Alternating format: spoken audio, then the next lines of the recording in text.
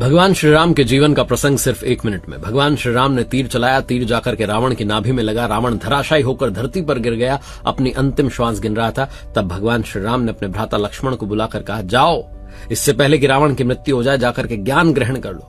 लक्ष्मण जी ने कहा, भैया कैसी बातें करते हो, जो दुश्मन है, जिससे युद्ध लड़ रहे थे, जिसने भाभी का अपहरण किया, आप कह रहे हो कि जाकर के ज्ञान ले लो।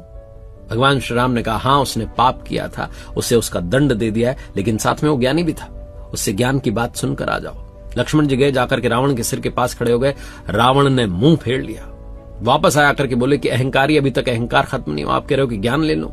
भगवान श्री राम ने कहा, आपकी बार चरणों के पास जाकर खड़े होना। फिर से लक्ष्मण जी गए, चरणों के पास जाकर के खड़े हुए।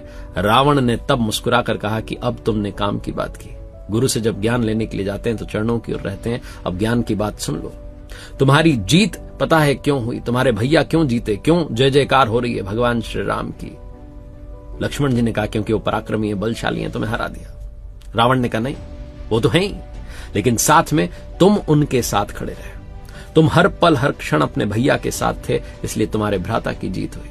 और मेरी हार इसलिए हुई क्योंकि मेरा भाई तुम्हारी सेना में जाकर मिल गया, भेद बता दिया कि रावण की नाभि में अमृत है, तीर चलाना है तो नाभि पर चलाओ। जीवन में लक्ष्मण याद रखना, जिसके अपने उसके साथ होते हैं, उसका कोई भी बाल बांका नहीं कर सकता। अपनों के साथ रहिए, प्रसन्न रहिए, मुस्कुराते रहिए।